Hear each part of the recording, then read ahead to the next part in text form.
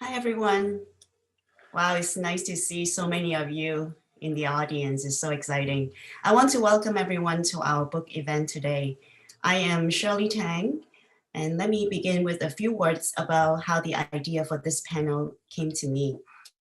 Many of you have probably used the original anthology, Asian Pacific Islander American Women's History, that was published in 2003 and also edited by Drs. Shirley Hyun and Gail Nomura. That work made a significant and lasting contribution to our fields of Asian American studies, women's studies, history, etc. So having this new anthology published a generation later in 2020 is very meaningful. I am proud to be one of the contributing authors and had hoped pre-pandemic to host a book party in Boston to bring together some of our regional and national contributing authors and to connect with our local sisterly network represented by the GCWS. In the wake of all the crises and catastrophes that we are currently living through, I am grateful that we are joining together here today. Precisely at this historic moment, we need each other's support, solidarity, clear analysis, and shared purpose more than ever. In the last 6 months, my students at UMass Boston have often mentioned how much they want to see more intergenerational dialogues led by women of color.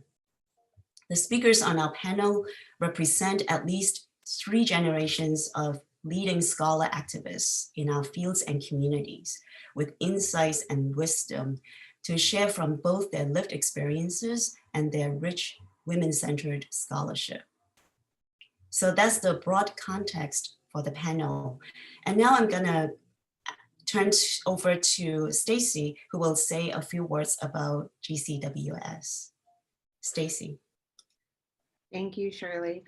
So my name is Stacy and I'm the program manager for GCWS, which is the graduate consortium of gender, culture, women and sexuality studies, which is hosted at MIT, but it's a collaboration between 9 universities in the Boston area, including Boston College, Boston University, Brandeis, Harvard, MIT, Northeastern, Simmons, Tufts, and UMass Boston. And we bring together feminist scholars and faculty from across our institutions and more through graduate level courses and a myriad of events each year. And we're very excited to co-sponsor this event. And then we want to quickly highlight one event that we're hosting next semester. We're planning a free virtual conference for graduate students on the topic of radical love across difference, and that's in April 2021. And so graduate students from any university not within our member institutions in any discipline are welcome to submit their work. And the CFP is going to be open until January 10, 2021. And so more information on the courses that we offer and our events in this conference are available on our website, and I'm going to include that information in the chat shortly. And for this event, we really welcome you all to engage with each other during the webinar in the chat, and then also to include any questions that you have in the Q&A box.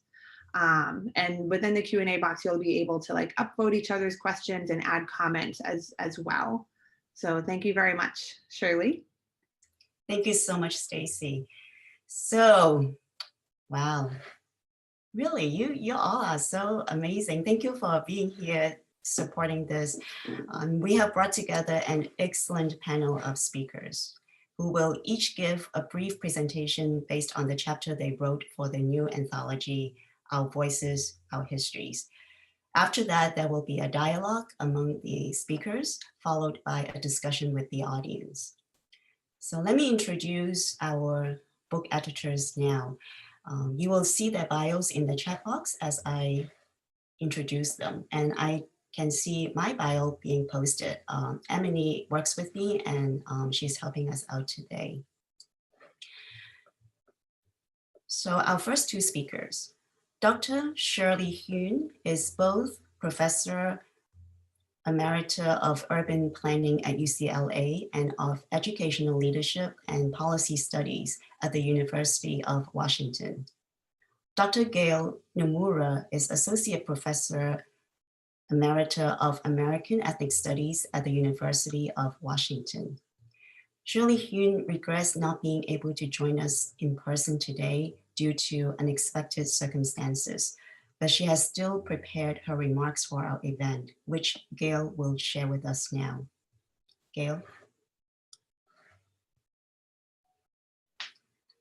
Gail, maybe unmute yourself. Thank you.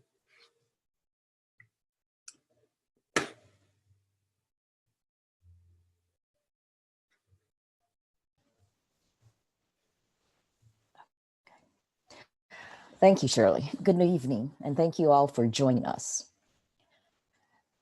Shirley Hune, my co-editor of Our Voices, Our Histories, Asian American and Pacific Islander Women, is not able to join us due to a non-COVID death in her family.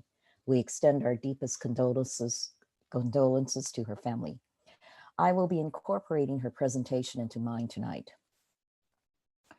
On behalf of the presenters, we want to thank Shirley Tang of the Asian American Studies program at UMass Boston for moderating, and Stacy Lantz, program manager of the Consortium for Graduate Studies in Gender, Culture, Women, and Sexuality, housed at MIT, for hosting us.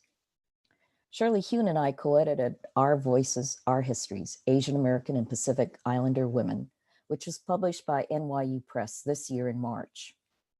There are 35 contributing authors from many Asian American and Pacific Islander ethnic groups, research interests, and locations. Some of you may be familiar with our previous book, Asian Pacific Islander American Women, a historical anthology, which was published in 2003 and is still used in many courses, and we hope will continue to be used into the future. So some of you may ask, why a new volume on Asian American and Pacific Islander women grounded in history? Well, so much has changed in Asian American and Pacific Islander studies and gender, women's, and sexuality studies in the past 2 decades that Shirley and I felt a second volume on Asian American and Pacific Islander women was warranted. Our Voices, Our Histories complements our earlier book, but it is entirely new with new original research, new in content and approach. Let me begin with reading what Shirley wrote about what is innovative about the histories in the new anthology, and then I will discuss our use of women's voices in this volume. You will then hear from authors who have contributed chapters to the anthology. Shirley writes that in Our Voices, Our Histories, we present many histories in various time periods of different groups of Asian American and Pacific Islander women's experience. In fact, the anthology re-envisions Asian American and Pacific Islander women's lives, incorporating new perspectives and approaches in history. Asian American and Pacific Islander studies and gender, women's sexuality work. How does it do this? First, the new volume covers Asian American and Pacific Islander women's histories from the 1500s, pre-colonial times, to the 21st century, a much larger expanse than current anthologies. Secondly, chapters document the global and transnational dimensions of the women's lives. They consider their lives, activities, and contributions beyond US national boundaries and their original homelands, as well as within the United States. Third, chapters give attention to understudied regions, such as Asian American and Pacific Islander women's experiences in the US South, Midwest, and New England, as well as historic homelands in Asia and the Pacific Islands, such as Guam, American Samoa, Tonga, as well as Hawaii. 4, the anthology features the role of larger social forces, namely exclusion, empire, and colonialism on the women's lives, as well as those of family, community, and culture. 5, Gender and intersectionality are central. These two analytical categories shed light on women's disparities, document the changing role of women, and reveal their resistance to gender constraints. Sixth, chapters include more ethnic diversities, especially Southeast Asian and Pacific Islander groups, as well as diversities of religion, class, sexuality, mixed race, gender, age, and others. And seven, a strength of the anthology is a wide range of methods and resources that our authors adopt, from traditional archives to community resources, oral histories, and digital media. And finally, eight, we identify common themes across Asian American and Pacific Islander groups, eras, and geographies. They are women's agency, their goals and actions and activities. Second, their resilience and resistance to injustices. And three, their search for identity along life course that is fluid, not fixed. These commonalities link Asian American and Pacific Islander women and the volume together. Now I will turn to discussing the voices in our title, Our Voices, Our Histories. In coming together in this anthology, we and our authors collectively lift our voices with our subject to narrate the complex history of Asian American and Pacific Islander women's history. Asian American and Pacific Islander women's voices and lives contest stereotype mainstream views of them to reveal their strength, resilience, and transformative will and action in meeting the challenges of immigration, migration, colonialism, wars, economic globalization, transnationalism, racism, patriarchy, class, gender, sexuality, family, community building, and changing intergenerational relations. Our authors share the voices of these women, which articulate that the women are active agents in shaping their own lives and impacting their community, nation, and world, and not subordinate, passive pawns of history. Their agency, their capacity to make their own strategic, intentional choices within changing opportunities and constraints presented, and to act on those choices is a theme threading through all chapters in the volume. Our authors express the wide range of voices of Asian American Pacific Islander women. In the chapters, we hear the voices of women who are indigenous, US born, immigrant, refugee, 1.5 and second generation, LGBTQ, mixed race, transracial adoptee, engaged in political action on the grassroots and legislative area, experiencing trauma and healing, challenging race, gender role, and class constraints, and contributing to the empowerment of women and community uplift, among others. Pacific Islander women voice the importance of understanding indigenous worldviews, historical stories, oral narratives, cultural practices and values, and connections with deities and the land, counter to Western thought, which represses alternative worldview and relationships. Some of our authors, including the editors, reveal their own stories and voices alongside their subjects. In challenging our authors to step out of their academic third-person point of view positionality to share their stories and first-person points of view, the editors sought to bring to our readers a more palpable connection to and understanding of Asian American and Pacific Islander women. The passionate voices and personal stories of our authors add to their richness and depth of the stories they tell in their chapters. In particular, we recognize the courage of some of our authors in revealing their own intimate and sometimes painful experiences in their analyses of their subject and, in some cases, their self-stories. In order to learn the history of Asian American and Pacific Islander women, we need to hear these voices. We must be respectful and listen, really listen to the women, and not impose our ill-informed, preconceived ideas. Scholars often speak of giving voice to subjects of their studies, but in this anthology, our authors are not giving voice to women. They are rather hearing and transmitting their voices, for the women have never been silent. Our authors seek to convey what these voices are telling us of the women's experiences as they bring visibility to their lives and perspectives.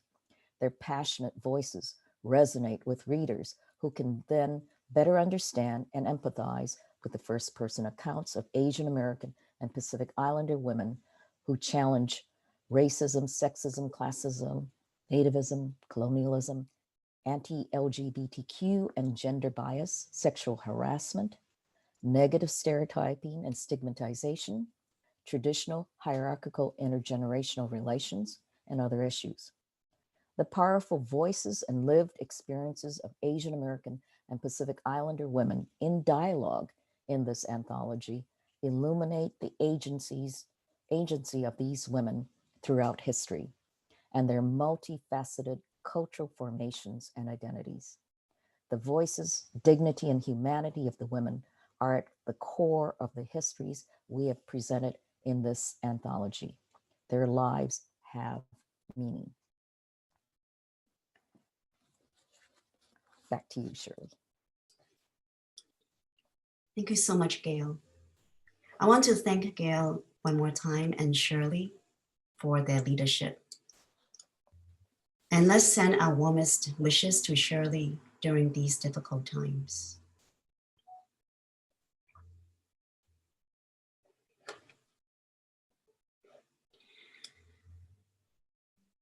Okay.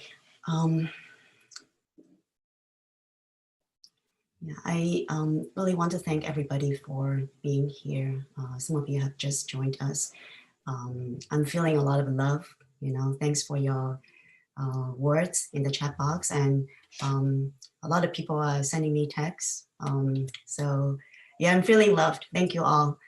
Our next two speakers are Dr. Charlene Santos Vampa, Associate Dean of the College of Liberal Arts and Social Sciences at the University of Guam, and Associate Professor of Love, Chamorro Studies, and Micronesian Studies. And Dr. Natalie Cabrilla, Professor of Sociology and Associate Dean of the Faculty for the Social Sciences at Boston University. Charlene. Thank you. Please give me a thumbs up if you can hear me clearly. All right. Thank you. Today, I want to thank Shirley and Gail for putting this very important anthology together. They've invested a tremendous amount of time and effort into putting this book together, and I am honored to be a part of this project. I also thank the organizers, Shirley Tang and Stacy, for this webinar, who along with the editors made it possible to share this work during this global pandemic. Next slide, please. This chapter would not have been possible without the work of Dr. Ann Perez-Satori, Professor of History, Chamorro Studies, and Micronesian Studies, authored the book chapter, and has been an inspiration and mentor to myself and many Chamorro scholars. For many of us, the respect and gratitude for her measurable, and her influence has reached across oceans and continents. This is a photo taken at Cambridge University in December 2018, where she delivered the opening keynote at the Pacific History Association conference. Next slide, please.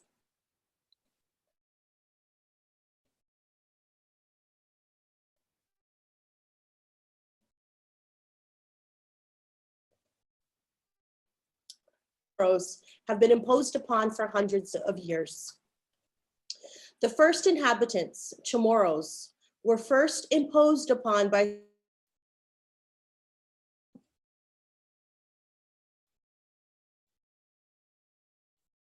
Spanish galleons and Jesuit missionaries, Spain ceded Guam to the United States via the Treaty of Paris in 1898.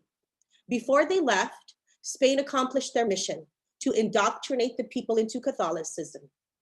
Interestingly, Spain used the language of the people in all aspects of life. This changed dramatically with the arrival of the US naval government. Language policies, prohibitions, penalties, fines, and physical punishments in schools quickly transformed the linguistic landscape into a hierarchical one that prioritized English as the language of mobility, pushed the Chamorro language into the periphery, and referred to as the vernacular. During World War II, Chamorro suffered through the Japanese occupation. Brutality, trauma, rape, murder, all at the hands of Japanese soldiers. The Japanization policy meant that all communication in schools and public was to be in Japanese, another language and government imposition for the people. The Americans left after Guam was invaded by Japan, and the people were left to deal with the Japanese. But the Americans returned and fought off the Japanese, reclaimed the island, and the people were grateful for Uncle Sam's return, though their policies remained intact. And it wasn't until the 1970s when Chamorro language activists pursued policies to rectify the wrong. At that point, most families had prioritized English because education and professional advancement mandated English proficiency. Activists fought hard. And let's be clear, there were many men involved in the effort. And together, men and women made inroads to promoting the language. In Chamorro culture, men and women are partners. We are equals. The difference I noted through the research was that it was the women who put themselves out in the public eye and who pushed the boundaries to educate and raise awareness about the value and importance of the mother tongue and our culture. Next slide, please. One example is Bernadita Camacho Duncan. She co-authored the first Chamorro dictionary and Chamorro reference grammar text. Her work continued when she took a post as professor of education at the University of Guam, where she and others created a Chamorro language and culture undergraduate program in the School of Education. Dr. Duncan also authored the Guam Pledge in Efresi, which is now the official Chamorro pledge for the island. Next slide, please. Here we have Clotilde Gould. And Clotilde Castro Gould was a woman who could not be ignored. She challenged the Pacific Daily News, Guam's newspaper with the largest readership, on their English-only policy. She went public and demanded that the newspaper acknowledge the language of the people and the language of Guam. The publisher succumbed and even offered her a position at the paper to assist with incorporating the language into the daily publication. Here you see Mrs. Gould reading to children and working on her comic strip, Juan Malamanga, which is still published in the paper today.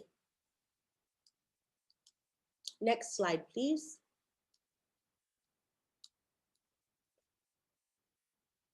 Bennett Duncan and Clotilde Gould's work was extended by others like Rosa Salas Palomo, a staunch advocate and teacher of Chamorro language and founder of the annual Regional Chamorro Language Competition, and Catherine Berdalio Uggan, who penned various texts that focused on vocabulary building and short conversations.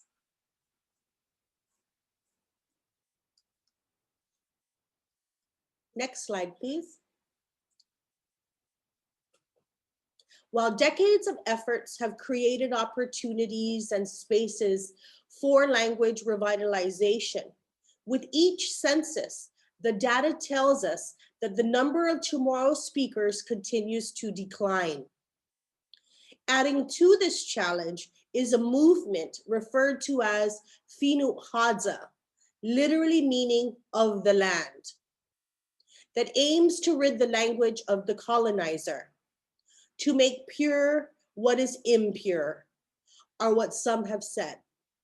This movement has created a divide among activists, as it, intentional or not, disenfranchises generations of Chamorro language speakers who are our greatest resources. It also excludes thousands of Chamorro speakers from the Northern Mariana Islands who share the language with the Chamorros of Guam. Much further research is needed, particularly with the next census, and we hope to find out soon what the numbers tell us. How much change? Has there been a decline? Has the language use been an incline? One would think that the hundreds of cultural dancers and native pride that abounds across the island, that the language was in fact in the incline. We'll find out shortly when the new census data is released.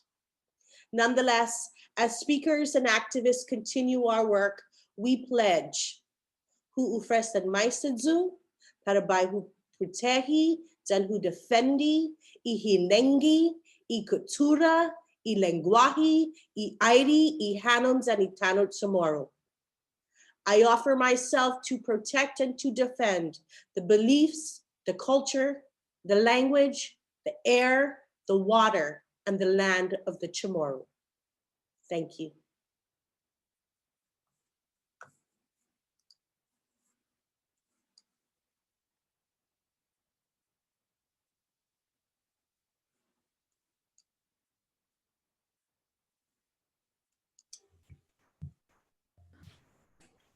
So I also want to start by thanking the organizers of this event. I'm delighted to be here and so honored and proud to be part of this volume. Thanks to Gail and Shirley. And I particularly wanted to mention that with Shirley Hune, I have never met such a more caring and careful editor in my in my sort of 30 years of my career. She really sort of the tremendous care and the compassion that she put into working with me. I really want to thank her for that. So my chapter explores the lives and provides portraits of 4 women of Bangladeshi origin and their negotiations of life in the US. And I focus especially on their understandings and experiences of religion and specifically their Muslim identities. So the question that I approached my chapter with was the following. How do these women experience and understand themselves as Muslims in the political landscape of early 20th century America, where Islam has had powerful connotations and meanings of stigma, of violence, backwardness, and especially the oppression of women? So the stories of these women really give us an awareness of how the construction of Muslim identity is embedded in multiple and intersecting identities, including gendered family roles, racial, ethnic, and religious minority status, and migration histories. So just a tiny bit about the Bangladeshi American history, which is not well known. So the Bangladeshi presence in the US is a fairly recent one, in terms of its, the sort of the scope or the numbers of people.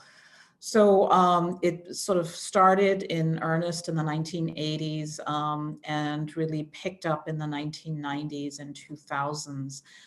So much of the migration has been in the 90s and 2000s, in the early 2000s, has been through family reunification and the diversity lottery, as it's called, which provides opportunities for migration based on a lottery system to people from countries that have been underrepresented in migration streams to America.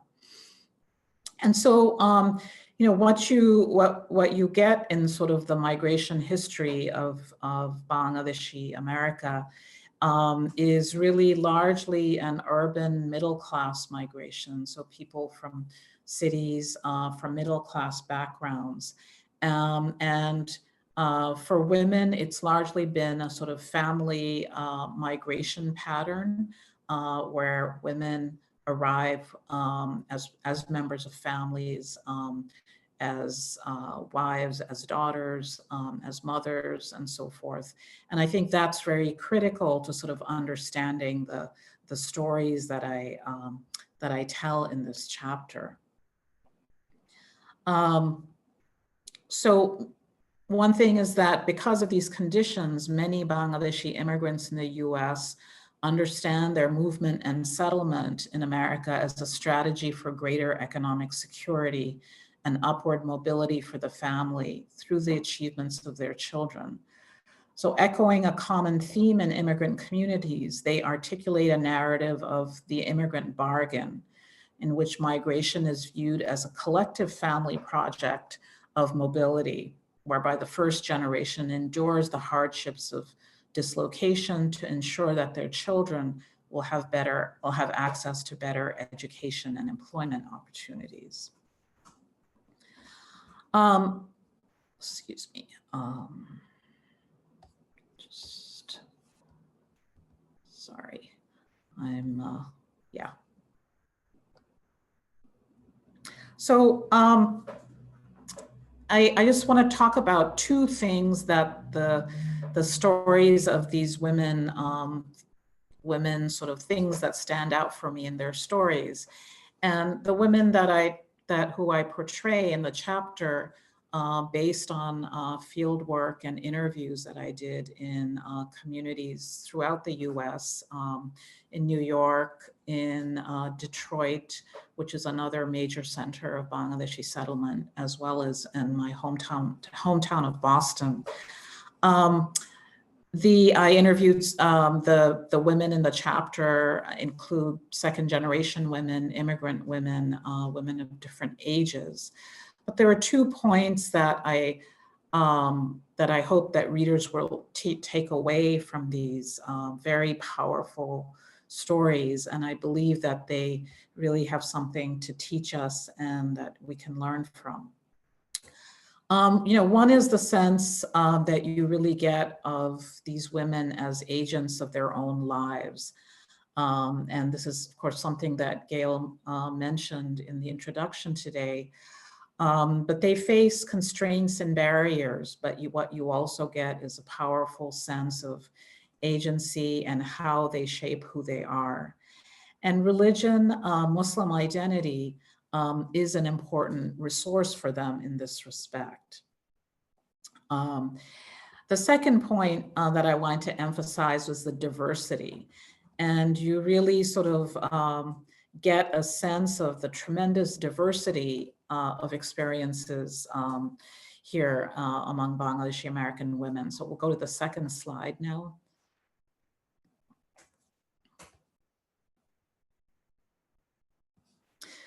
So I think that, the point that Muslim identity for these women is so varied and so fluid in terms of its meanings and practices is an extremely important point. It's a very simple point, but very important when we think about the stereotypes and the homogenized images of Muslim women that are prevalent. For example, that they all cover their heads, or they cover their heads as a way of following religious prescriptions. So one of the women that I profile said, and I use her phrase as a title for the chapter, let them attack me for wearing the hijab. And what she was referring to was putting on the hijab after 9/11, when she and her husband and sons, who ran a convenience store in Boston, that she took on the hijab as an act of political resistance and defiance to what was to sort of the kind of the attacks and the harassment that they were experiencing at the time. So, and for another woman profiled, so religion and Islamic teachings and Muslim identity, they were really about teaching certain cultural values to her child. And she was worried about Americanizing influences. So for her, it was a way also of preserving identity and also transmitting certain cultural values, which she saw as important. And for yet another woman that I profile, Islam and Muslim identity was, ironically, given the stereotypes in this culture, it was about escaping her family kind of restrictions and strictures. So embracing her Muslim identity and becoming engaged in organizations and associations around Muslim identity. These were a way for her to expand her social life and kind of really carve her own path, her own way of sort of being and living in the United States. And then for yet another woman that I profile, it was Muslim identity was really a political identity, one that spoke to her of unity among people of color, both globally and within the U.S. So once again, I think that if there is one thing that we can take away from this particular chapter, I mean, the rich stories that I was able to gather of women within a group that is often, not really talked about, relatively invisible in the American landscape. And when they are talked about and described, really the experiences of women are not usually highlighted. But you really, as I said, I think the point that what it means to be Muslim, a Muslim woman, is extremely heterogeneous. There's no one script, one way of being and looking at this. So last slide. Next slide, please. Thank you. So I just wanted to end on, to sort of reiterate my point that this is a map of Bangladesh and just a few books that particularly that I think are sort of provide some understanding of the Bangladeshi experience transnationally, as well as the Bangladeshi American experience. There's my own book, I had to put it there, Muslims in Motion, about Bangladesh, the Bangladeshi diaspora.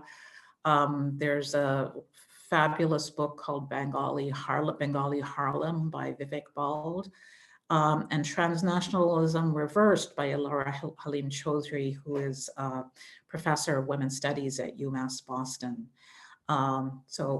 Thank you very much for this opportunity to speak a little bit about the chapter. Thank you. Thanks a lot, Charlene and Nazli. That is powerful. Okay, so our last three speakers are Dr. Linda Vall, professor in the Department of Asian American Studies at UC Irvine and former president of the Association for Asian American Studies and director of Stories, Vietnamese American Oral History Project. Kim Sun Thi, instructor in the Asian American Studies program and PhD student in the Global Inclusion and Social Development program, both at UMass Boston. And Linda Tiam, program specialist in the Asian American Student Advancement Program at Middlesex Community College and instructor in the Asian American Studies program at UMass Boston. Linda. Thank you so much to Shirley Tang and also Stacy Lance for organizing this panel. I also want to thank Shirley Hune and Gail Namora, who did such a wonderful job putting this collection together. And all of you in the audience, I'm so pleased to see you here and thank you for your time. I had the privilege of being in Shirley Hune and Gail Namora's first book that was published in 2003. And Gail just reminded me that was some 17 years ago, very different time in my career, early on in my career. And I wrote a chapter called Managing Survival, Economic Realities for Vietnamese American Women. And I focused on the first generation refugee women, constructing them not as passive victims, but I wanted to understand their experiences with colonization, civil war, trauma, resettlement, and how that placed economic constraints on them. But I also examined how this gave them unexpected opportunities. And I very much in that chapter detailed the historical context of their migration process and the variations of their migration process as well. And in many ways, they transformed gender roles, basically because they were forced into economic self-sufficiency because of historical circumstances.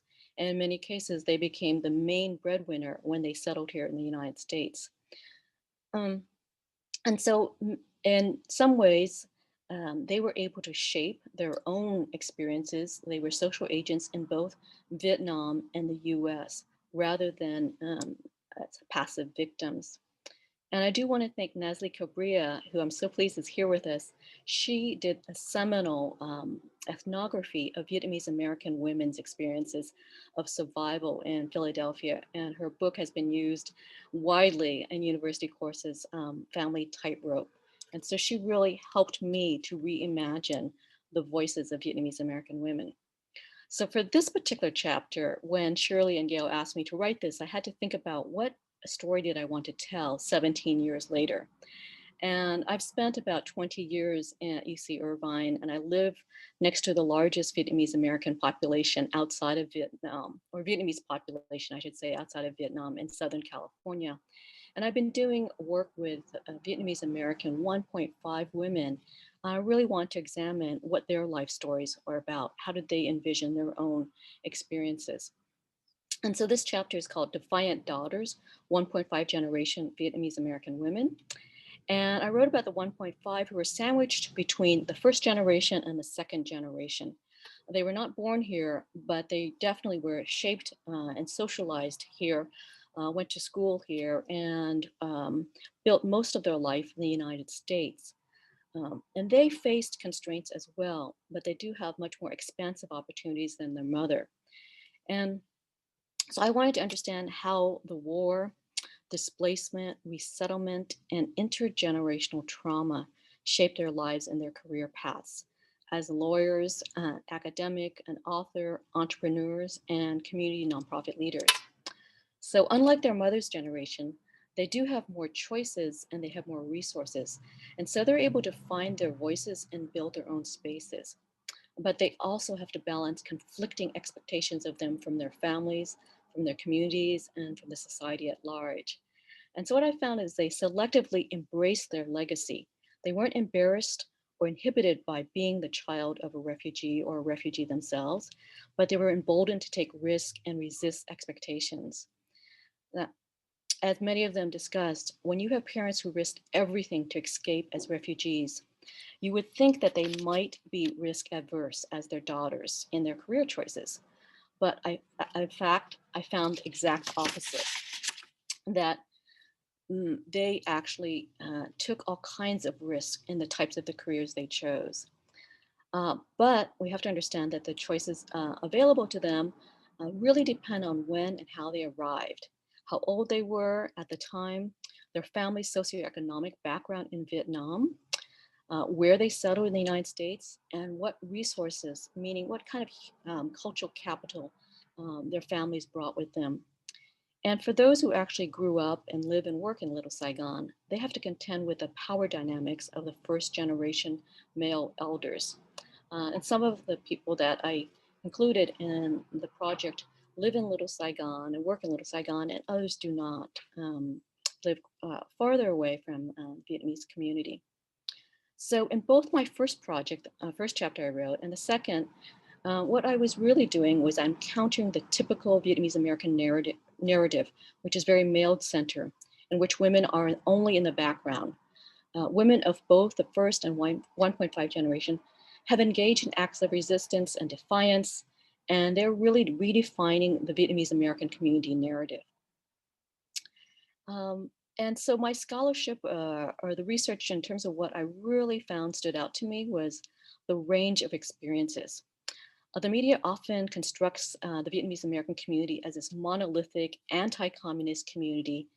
And I was able to focus on 6 Vietnamese American 1.5ers, Lan Cao, Kim Lu Ing, Bao Chan Chi, Diep Tran, Issa Lei, and Trisha Nguyen.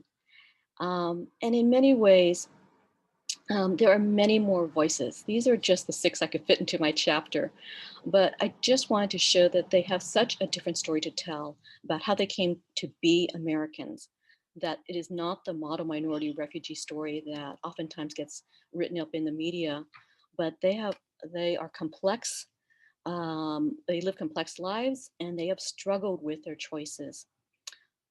In many ways, the research that I did has implications for teaching the future. Unlike other Asian American or even Pacific Islander women, Vietnamese American women have been hyper visible to the American public. The decades-long war, meant that they were on television, on the television news.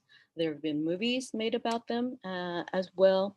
And many of these images that you see that have been popularized during the time of the Vietnam War or when they were refugees in the decades afterwards, they were stereotypical images of them as prostitutes, as dangerous peasants, as victims of wartime violence, and then for decades of them as helpless refugees who were rescued.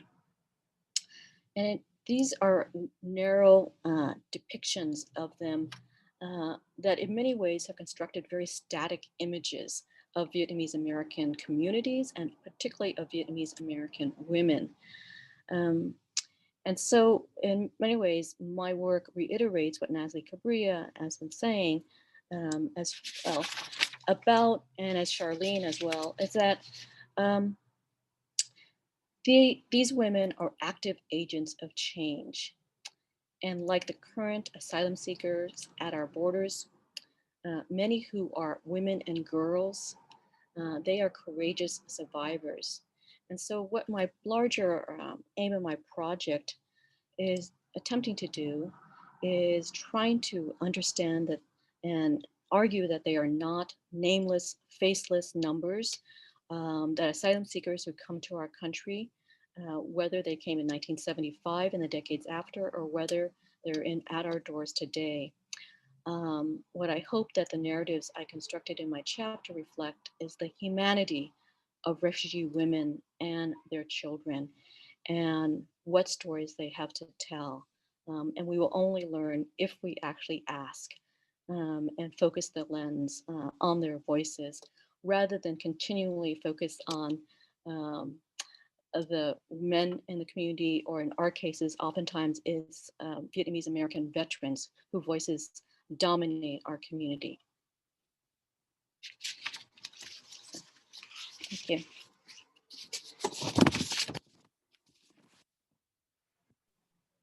Thank you, Dr. Vo. Very quickly, I just want to thank Dr. Nomura and Dr. Hoon for working so hard on this new anthology and for having us as contributing authors. And Linda and I also want to thank Dr. Shirley Tang, the Asian American Studies program, and Stacy for helping to put together this event. My name is Kim Soon-T, and I am from University of Massachusetts, Boston, which I will be referring to as UMass Boston. So today, my name is Linda Tiem. I'm from Middlesex Community College. Both UMass Boston and MCC, or Middlesex Community College, are designated and funded by the U.S. Department of Education as minority serving institutions with an ANAPISI status. And ANAPISI stands for Asian American, Native American, Pacific Islander Serving Institution. Our book chapter, Stories and Visions Across Generations, Khmer American Women, focuses on the fresh voices and stories of East Coast second generation Khmer American women, Kim and I included. Our chapter is informed by community research, documentation, and critical analysis in Lynn, Revere, and Lowell, Massachusetts, conducted by Dr. Shirley Tang during the 1990s and 2000s. And it draws methodologically upon digital stories, reflective writings, and creative expressions that the three of us as co-authors have gathered or co-produced from 2009 to 2016 through various curricular interventions and research platforms supported by the Asian American Studies program at UMass Boston. In this chapter, we highlight the importance of recognizing trauma, intergenerational connections, and the power of storytelling for Khmer American women and girls. Our findings reveal 7 themes, which are listed on the slide. Due to time limitations, we will focus on 3 themes today. The first is family and intergenerational trauma, violence, depression, and pathways to healing. As children of genocide survivors, many Khmer American young women have directly experienced their family's continuing trauma. My own story narrative, for example, uses the theme of running to capture the violent consequences of war, genocide, and refugee resettlement, and to juxtapose how violence has affected both refugee parents and US-born children. My dad's experiences with the violence did not end after his escape out of Cambodia and his running to reach the Khao Dang refugee camp in Thailand. Growing up, I was also directly affected by his violence within our household, and I, in turn, ran away from him. As part of the process of making my video, I engaged my father in a real conversation through which he revealed the violence he had experienced during the Khmer Rouge period. He told me they bring my dad to kill. It was at this point I learned more about the sources of my father's own PTSD, and I chose to stop running in order to create a new pathway toward healing for my family and my community. The second theme, Scars as Sources for Health, Housing, and Environmental Justice, exposes the dangers Cambodian refugees' families experience post-resettlement in the US.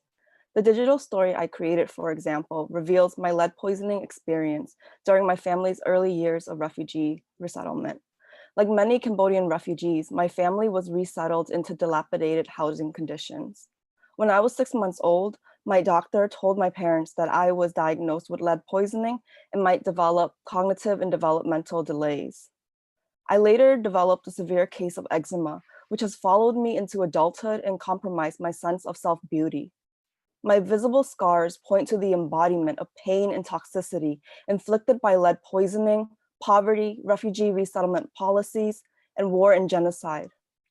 This exemplifies how issues of trauma and survival continue to impact the second generation even after our family's supposedly safe resettlement in the US. The third theme, matrilineal knowledge and intentional cultural inheritance, focuses on the ways second generation Khmer American women and girls preserve the language, culture, and knowledge of our mothers and grandmothers. Khmer Americans have an extremely high proportion of women to men in the age range of 65 and older because many of the men passed away during the war and genocide during the 1970s. We include my story of learning traditional healing practices such as coining from my grandmother and mother. Coining is a Khmer traditional healing practice where we use a coin to deng kachal or chase out the bad air of a person's body, which is believed to cause sickness. In addition, family stories and traditional family recipes, as documented by other Khmer American young women, have provided valuable sources for us to understand how new generations of Khmer Americans claim and embrace their refugee roots, rich stories of survival, and continuing legacies of resilience. The ways that our mothers and grandmothers have shared their cultural knowledge and family histories with us, and the ways that Linda and I and other Khmer American women in our program have documented and interpreted our lived experiences and historical traumas have helped us to reflect on how knowledge is expressed, passed on, and shared in under-resourced communities and among Anapizi populations. So some of our source narratives in this chapter come from Dr. Tang's digital storytelling course, which is based on a commitment to co-producer knowledge, which is the co-construction and co-creation of knowledge with collaborating partners. So indeed, our interdisciplinary and bilingual, bicultural methods of inquiry, expression, and co-production within structured Asian American studies environments through oral history, digital storytelling, performance poetry, autohistoria, public exhibition, thematic narrative analysis, and reflection action praxis have enabled Khmer refugee, immigrant, second generation women to document, explore, and share a wide range of personal, family, and community histories. Kim and I both started as undergraduate students taking Asian American Studies courses at UMass Boston. And it is through our coursework that we began to learn about and directly participate in knowledge co-production and co-creation. We later went on to pursue our master's degree with structured support, including targeted women of color mentoring from the Asian American Studies program, where we begin to directly contribute to developing knowledge building models as co-producers working with Khmer American young women and other ANAPZ students. We completed our master's degree and are both homegrown instructors in the Asian American Studies program. In Massachusetts, only 4.2% of Khmer Americans have a graduate degree. This number is even lower nationally. Kim and I are part of the 4.2%. And while these are huge personal accomplishments in the face of structured inequality facing Southeast Asians, Americans, and Pacific Islanders, we recognize the need for tangible educational and community resources and systemic interventions for many more second and third generation Khmer American women and girls in K-12 schools and colleges. In our various roles and capacities, working with the Asian American Studies program over the past decade, we have sought to address these gaps by working intentionally and consistently with local Khmer American women to inform research, teaching and learning, and advocacy in meaningful and relevant ways. One contribution of our work for this book chapter, therefore, is to provide representation of Khmer American women from the East Coast who have been overshadowed by West Coast-centered research and narratives. We also highlight the need to recognize vital and historically significant Khmer American communities in Massachusetts outside of Lowell, such as Lynn and Revere. Through long-term programmatic commitments to co-producer knowledge, for example, over 10% of our archive of more than 300 Asian American student and community digital video co-productions are Khmer American centered stories. Instead of simply calling out a need to have more disaggregated data on Asian Americans, we are actively co-producing, analyzing, sharing, and claiming fresh sources that are grounded in the knowledge and visions of East Coast Khmer American women. Thank you.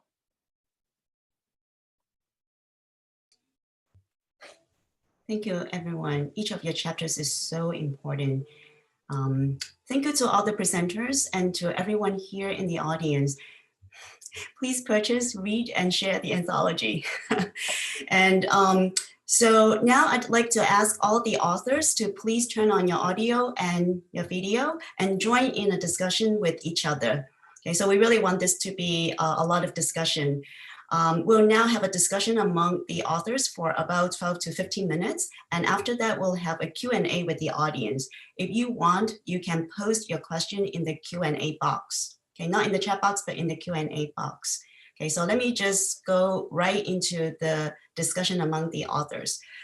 My first question has to do with what you see as the significance of our voices, our histories at this 2020 moment.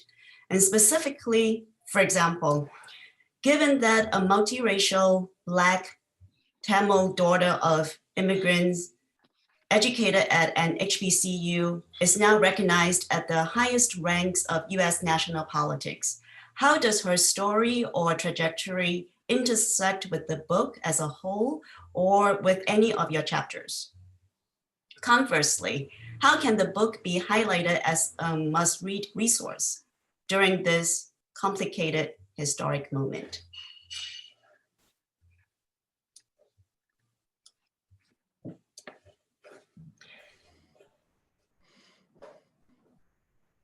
Does anyone want to get us started? Is that Professor Natalie Cabrilla? Well, it's a Tough question, interesting one. I've been thinking about it all day.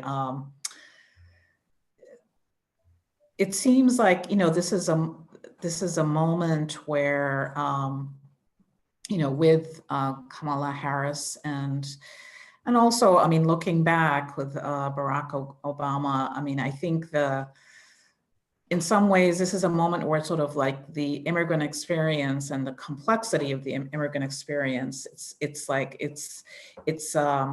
these kinds of figures in the public arena really sort of, this seems like an opportune time for those histories to kind of come up and be celebrated.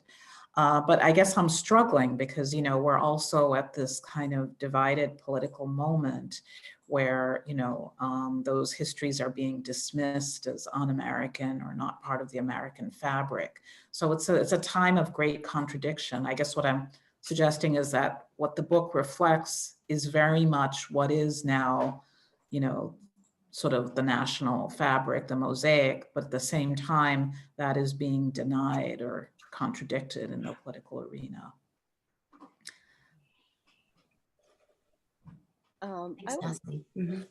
I would just say that in many ways, I do agree with Natalie.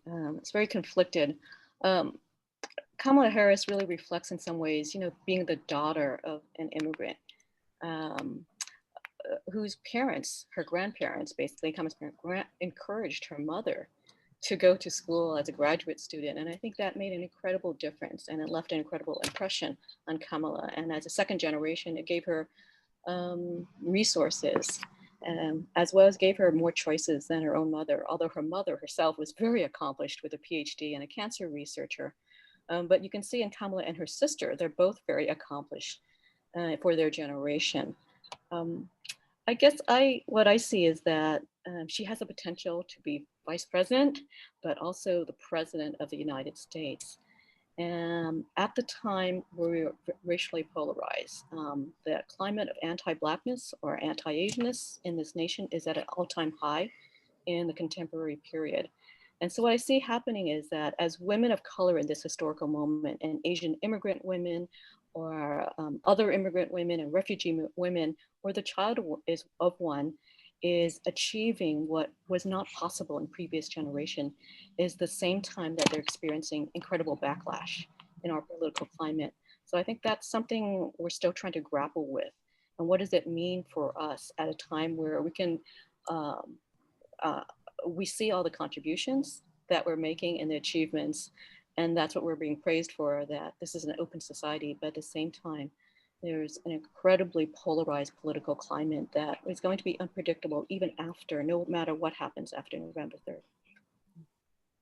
I was just going to make one small comment that as elite immigrant from South Asia, her mother could have chosen to remain as elite, but she immediately connected to the history of people of color that had come before her and all the lives and suffering that you see in our anthology, the stories that were told, that she's building on their shoulders, and not to just dismiss that as something past and not relevant to the current time. She dove right into the social justice movement, the civil rights movement, and teaching her daughter in that kind of way.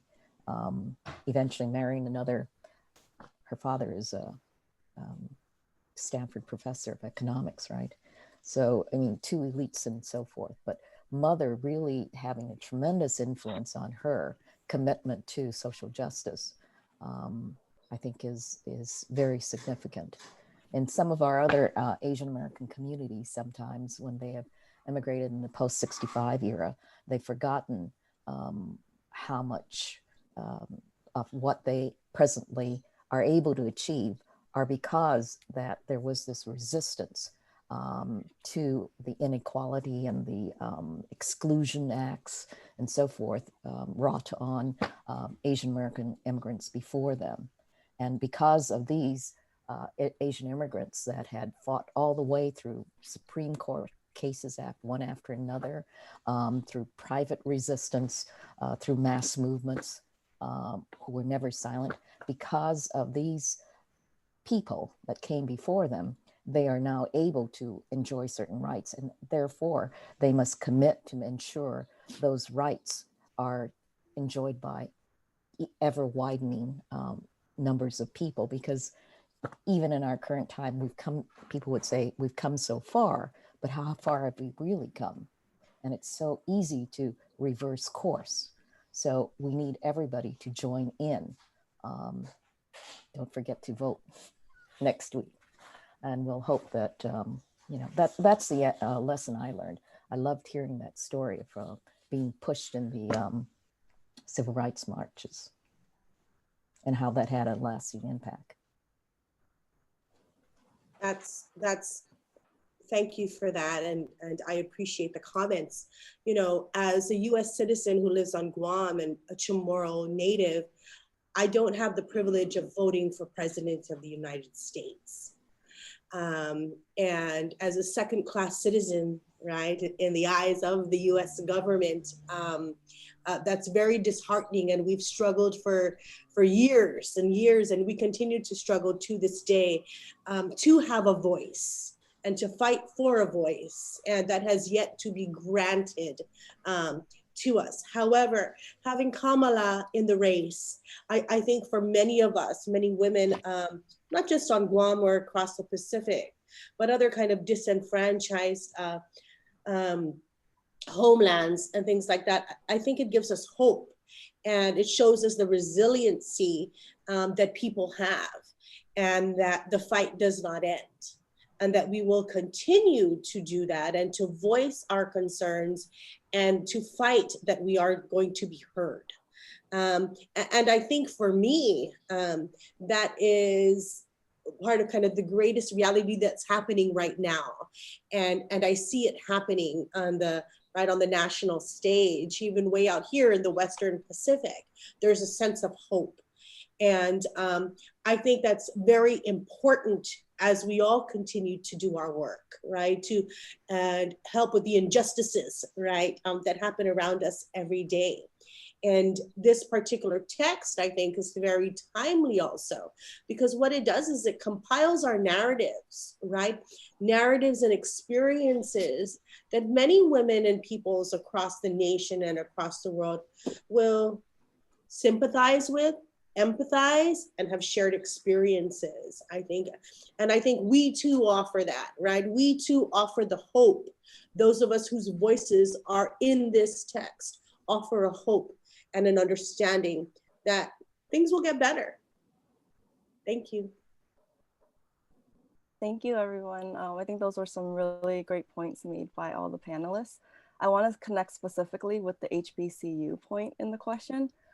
So as Linda mentioned in our presentation, UMass Boston is an ANAPISI, is an Asian American, Native American, Pacific Islander serving institution, which is kind of like the counterpart to HBCUs, but for API students. And the experiences of the Khmer American women highlighted in our book chapter speaks to the realities of API students at ANAPISI colleges and universities. So the thing about UMass Boston, as well as other ANAPISIs, is that we are located very close to local API communities. So UMass Boston, for example, is located in the backyard of a significant Vietnamese American community, and we're just a short drive away to other local API communities in the area. And this is really important because our students are typically community members. So this means that they come to school from these communities and then they leave school and return back to the communities. And so the issues and struggles and resiliency that we highlighted are, yes, they're drawn from community, they're drawn from student experiences, but they're also very much a part of the community experiences and realities that also need attention. And I've worked with several Khmer American students over the course of teaching and working at an ANAPISI. And my students carry their experiences and realities into the classrooms. And this might be the resiliency that they learned from their grandmothers and mothers, or this might also be the trauma that they might have experienced in the K-12 formal school setting, or sometimes it happens intergenerationally through the family context. So as educators and staff at ANAPISIs, if we don't make space for our students to process their experiences and provide them with the tools to contextualize and make sense of these experiences, then we're simply perpetuating hegemonic power structures that seeks to silence and disempower Asian and Pacific Islander students. And these students may actually go through their entire life without ever having the opportunity to pause, to process their experiences, and to even attempt to begin the healing process. So as an individual working at an Anapisi and as a Khmer American woman who has access to educational and research opportunities, I do believe that it's part of my role to continue building on these knowledge co-production models with Anapisi students and local community members, and to help uplift under-researched voices and experiences. And if those of us who work at these Anapisis can find ways to offer our students with structured support to empower and enable them to start the healing process, to become co-researchers in the knowledge production process, and to develop the capacity to do more, then I really believe that Anapisis can become a place of people and community power, where we can bring forth into the world a generation of visionary leaders from the local communities. And this is something that I'm thinking about in terms of Kamala and her coming from an HBCU and running for vice presidency. I can see some of our Anapisi students becoming this if they have the resources and opportunities to access. Maybe some of them are in the audience today. Okay, so before we have a direct discussion with the audience, and again, I encourage you, if you have any questions, to put your question in the Q&A box. Here's one final question from me. Assuming that there will need to be a third edition of this anthology on Asian American and Pacific Islander women in 10 to 15 more years, what are your predictions for what will be really important to include the next time? So maybe really briefly from anybody who wants to share. Linda, would you like to go first? Linda Tiam? Yeah, sure. So I'm a new mom. I just had my baby like 4 or 5 months ago, and she's multiracial, so Khmer and white. And so I think a lot about her identity as and when in her generation and how they're gonna interrogate womanhood in relation to not only the racial identity but the family history. Because I don't just see her as Penelope, I see her as the granddaughter of refugees. And so I anticipate that her generation will be on their own search for groundedness, just how I got that from reading this book when I was an undergrad and now being on this panel. So that's what I see for a lot later on. But then there's also this new emerging Generation Z that have been chatting away in the box, who are growing up in this digital ecology with this younger tech-savvy generation. It might be useful to think about new ways of working with the younger community members to capture knowledge in under-researched and underserved communities. Additionally, through new technology, this may help with capturing community history as it is unfolding. This may transform the way that research and knowledge is produced and open up avenues for communities to influence research processes. Such as, I'm going to give a shout out to Emily T, who has been helping Shirley with the bios. Emily is, homegrown East Coast Khmer American woman, and she is a multimedia artist and a keeper of local Khmer American history. Thank you, Linda. Charlene, would you like to share your thought as well? Me, right? Yeah, you said Charlene, me. That's you, yes. Yeah, that's me. I think that in 15 years, right, I'm going to say it again, I'm going to be repetitive with the word hope, right, is that I hope there will be significant changes across our landscapes, right, in whatever communities we have. But more so along the changes is how do we as women, or how do communities sustain, right, the cultural identities and the nuances of our specific ideas and value systems, right? How do we do that in communities that are ultra modern, right, or ultra progressive, and in a nation that is highly polarized today.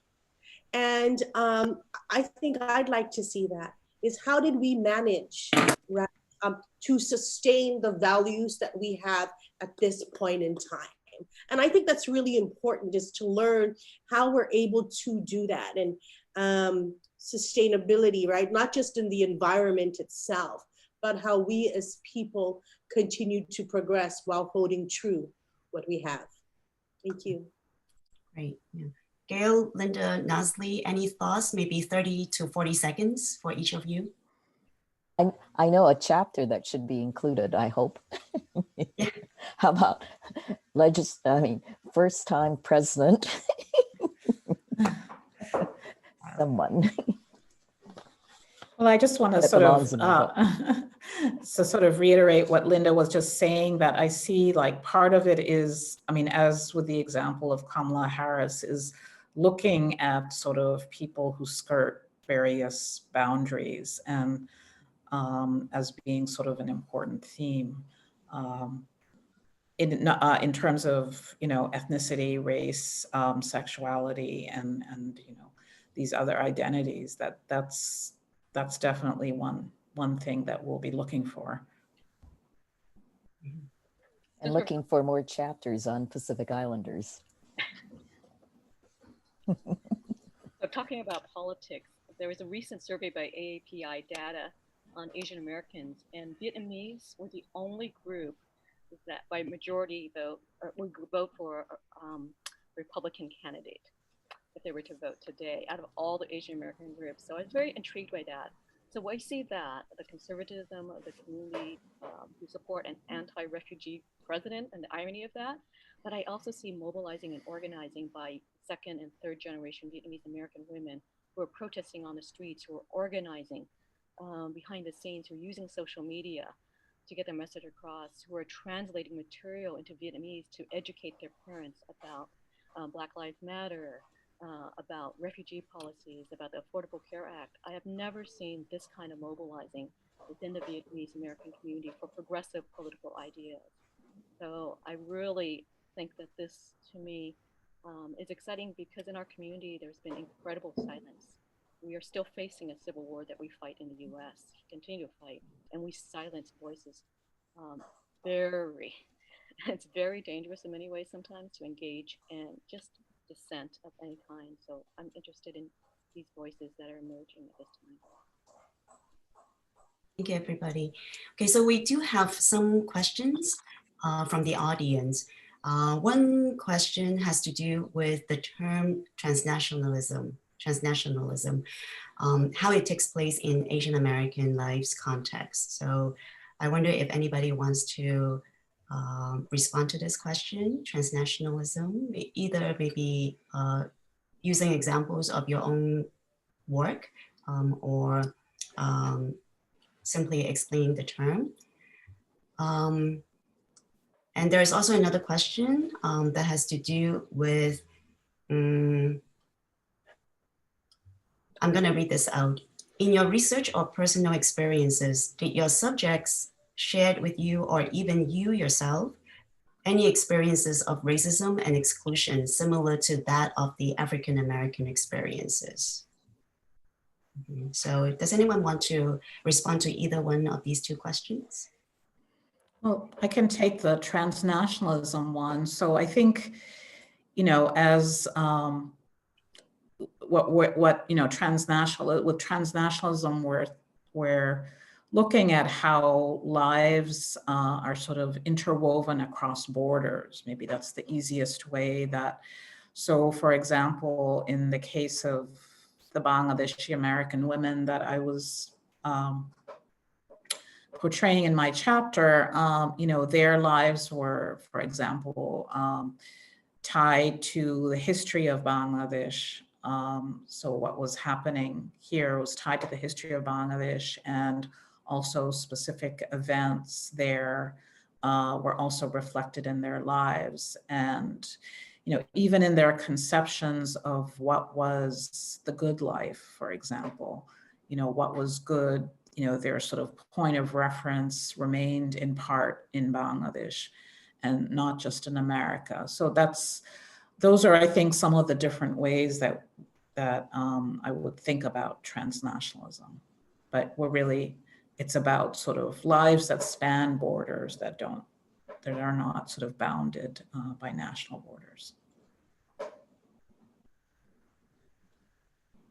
And in our anthology, you could see that in Pacific Islander women's lives too, particularly the chapter on Tonga and Samoan women. Any other thoughts? It's interwoven in all of our work in order to, and Asian American studies and the discussions we've been having for many decades about what does it mean to do Asian American studies in a global context, and to understand the lives of Asian American Pacific Islander women in this global context with a history of militarization, colonization. And it's definitely true for Southeast Asian Americans that many Vietnamese, their views are shaped by the homeland, for first generation particularly. But I look at it and trying to understand anti-Asian racial discrimination and hate crimes that are occurring today, that you're seeing the replication of that, not only in the US, but in nations across the world. And what does that mean? And in many ways, that kind of hatred is and has crossed borders. And how do we, as a community of Asians in the diaspora, respond to that? Does anyone else want to speak to the experiences of racial violence, exclusion, harassment in the Asian American community?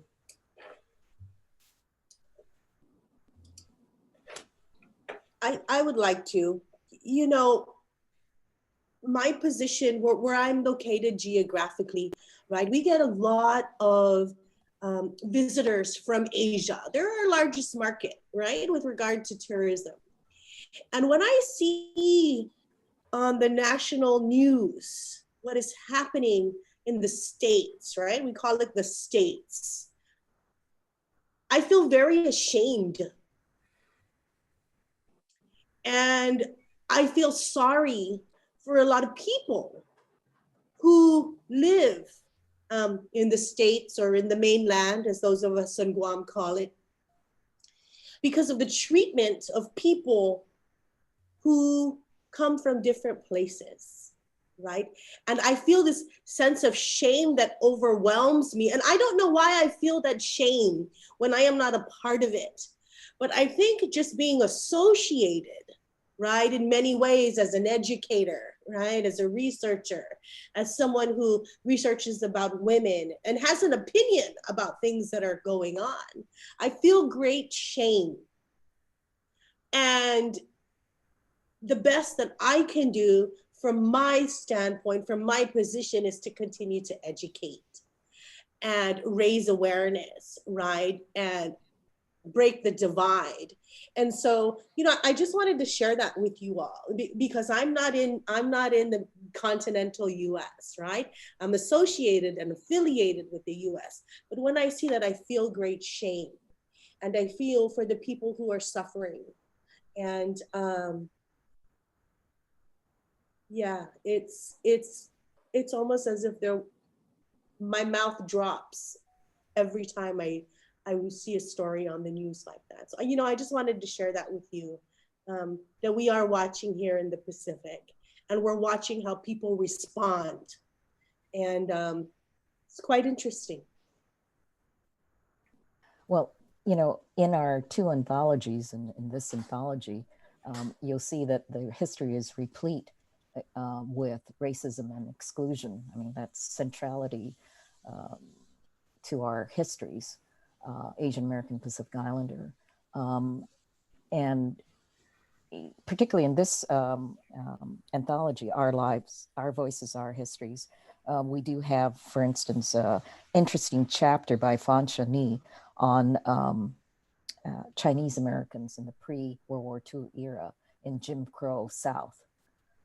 So people may be interested in reading that particularly, but throughout all of the chapters, and all of our authors can see and share their research on racism and exclusion impacting Asian Americans in the current day, as well as certainly in the past.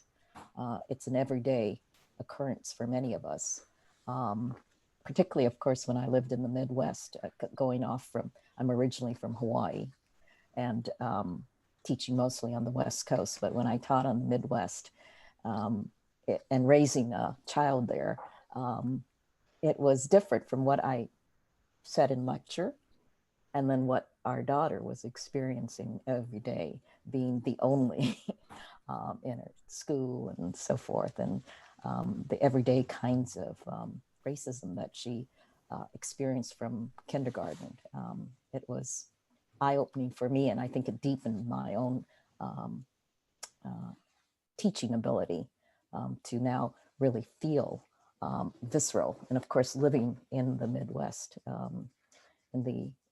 particularly it was, we were at Ann Arbor, University of Michigan. So I was part of the Asian Americans for Justice group there, coming out of the Vincent Chin case, and experiencing that activism there was formative for me. ACJ, American Citizens for Justice, is a tremendous group that taught me a lot about racism and exclusion and its anti-Asian violence in the contemporary period. Mm-hmm. Okay. All right. I'm mindful of the time. There is one question in the Q&A box that asks the panelists, is there any work that you all look forward to doing or pursuing when and if everything is over? So we might not have time to respond to that fully, but maybe can we do this in 15 to 30 seconds? Is that possible? And Gail, is it okay just to stay a little longer so we can respond to this question? Sure. 15 to 30 seconds. Is there something that you would like to do or pursue very quickly? Who would like to start first? I would like to see my students in person. And just continue the community work that I've been doing. Organizing has been great online and these events, but there's nothing like the face-to-face work. And organizing now, we need it more than ever, I think, as a community, communities of color. Thanks, Linda. Anyone? Charlene? Yes. Continuing the work that I'm already doing is definitely one, right? Work never ends. Projects never end. Something always comes up. Definitely. Now that I've met you all, I'm hoping we can network more in the near future. But more importantly, continuing to provide support and guidance to the people I work with and the staff and faculty that I work with. And that's my focus right now as we get through this pandemic. So, yeah. Great. Well, I look forward to hearing reading the research of you all in the audience, as well as our panelists. And I certainly look forward to more coming out of the Pacific Islander group, intersecting in dialogue. There's plenty of research with Pacific studies, but to dialogue with Asian American studies, to see how we can work together and move forward this movement for understanding our common histories. And we need to know more about Guam and Chamorro. Yes, indeed. I'm looking forward to going back to campus and seeing people again and interacting with my students in person. And then I'm also very excited to, I'll be starting my dissertation project maybe in like a few more years, but I'm very excited to start working on that and to continue working on issues of health, environmental racism, and healing in the Khmer American community. Yeah, so I'm also looking forward to seeing students and traveling, abroad. I think that, one of the things about this pandemic is that, in some ways, in a certain sense, it's made us more insular in a particular way, although we also have, the technology and the Zoom and also I do research and I've been using virtual methods, but I love to see and talk to people in person. It seems I can't get away from that.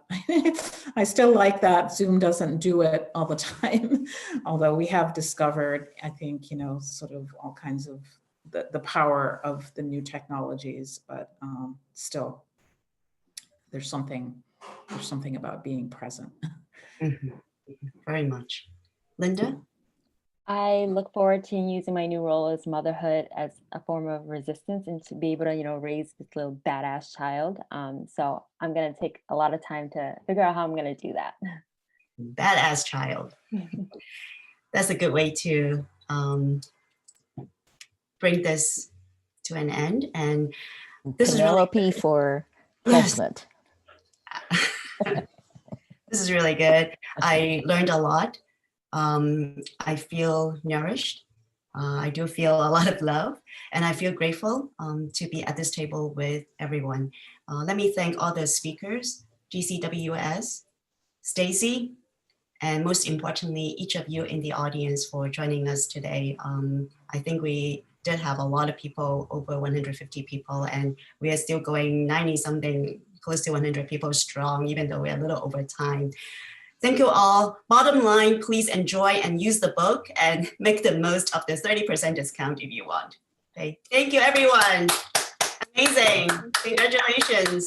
And thank you, everyone, for being here again. Thank you. Thank you. Thanks, everybody.